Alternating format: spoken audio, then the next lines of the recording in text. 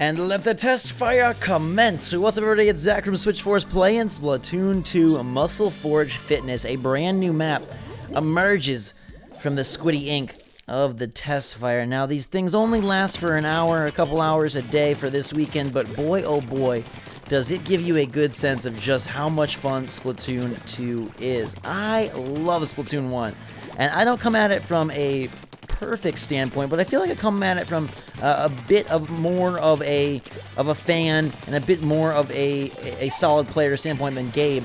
And I gotta say that I think Splatoon 2 is shaping up to be super freaking awesome. It retains all of the charm, all of the fun of Splatoon 1, and it looks like it's going to incorporate a whole bunch of new stuff to just add value and add excitement. So we're cruising through this new gymnasium, fitness center style map, and I hope that they do more of this stuff. I hope that they bring us more insight into the Squid Kid world, more insight into what all happens in this world, and more places, more maps that take advantage of showcasing some of the areas that the Squid Kids live and play and work and eat and work out, I guess. I think that's really cool and a real nifty way to add even more appeal and more life-like charm to these characters.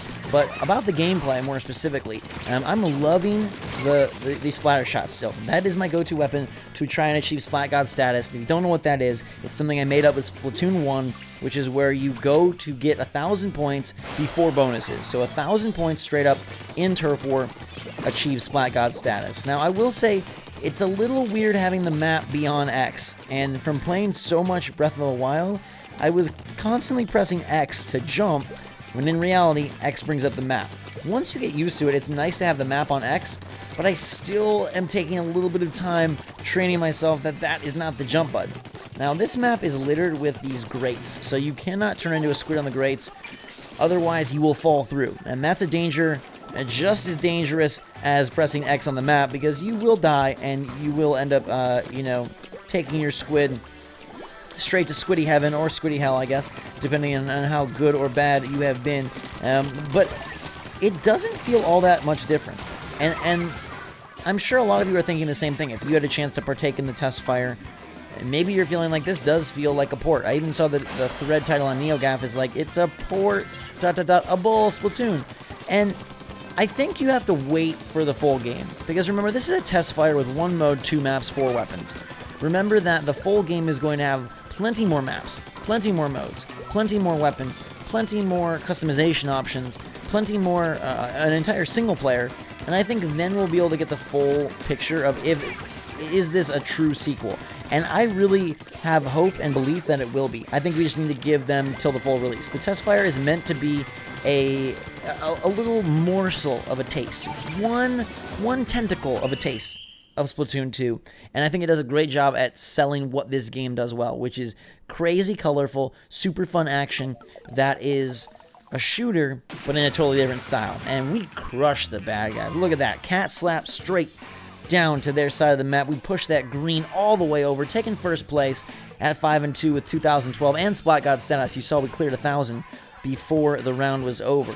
Now, one thing that has come to my attention is I kind of wish the rounds were a little longer. In Splatoon 1, I really appreciated the rounds lasting 3 minutes.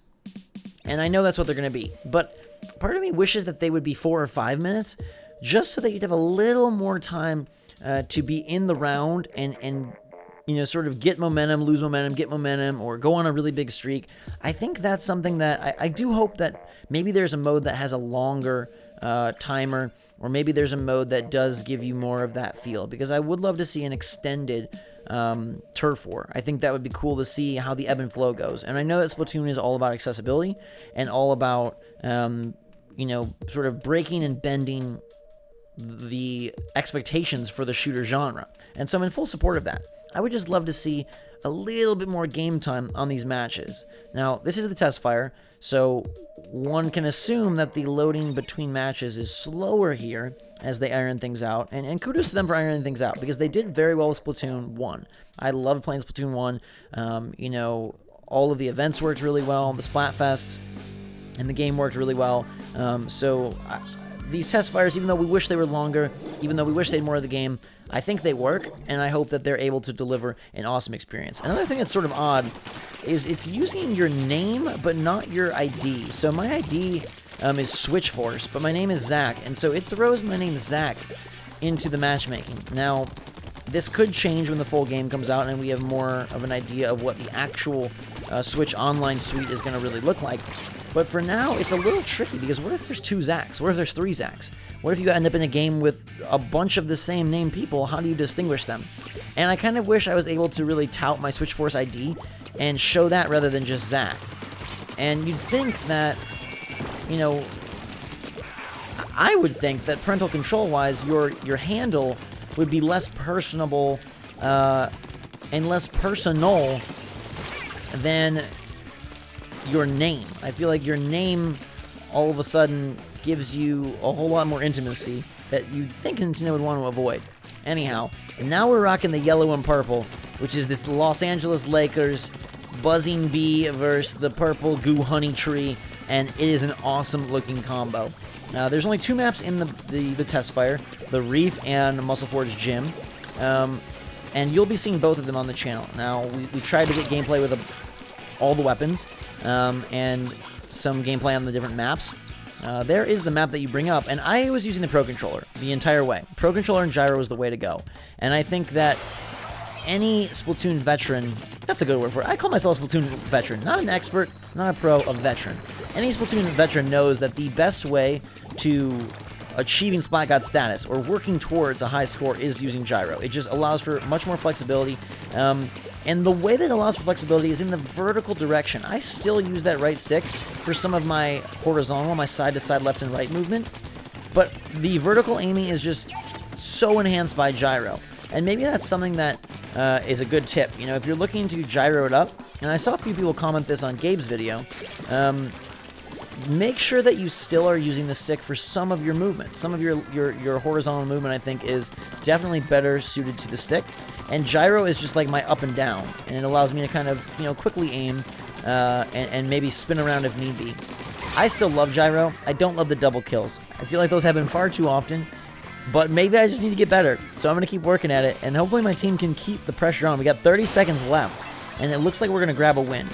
This map seems a little bit smaller than the Reef, so high scores, for me, were harder to come by on this map than the Reef. Now, obviously, the best way to grab a high score, besides using gyro and besides using the splatter shot or the splat dualies, or by being aggressive and by kind of staying out of harm's way and just going for the turf, the next best thing is if the other team is really aggressive as well, and they're covering ground, and then you're taking it back, and then they're covering ground, and you're taking it back. We get 2 quick kills there, an awesome way to end the match. But also remember that Turf War is about covering land, not kills. And kills are cool and kills are great. And you'll see that we did end up with a solid KDR here. But the name of the game is covering that turf. And if you want to win the war, you're going to have to paint, paint, paint. And that is how we achieve a high score. 9-4, we'll take it, and we'll use that to send this video off into the world of the squids and the kids. Until next time, everybody, hope you guys enjoyed. Let us know how you're doing with the Testfire, if you got to play it, if you're having fun. And until next time, everyone, thanks so much for watching. Make sure to subscribe if you want to stay up to date on all the latest with the Switch, with Splatoon 2, and more. Hit that notification bell if you want to be the first to see what color ink we use in the next video. And until that time, Switch Force out.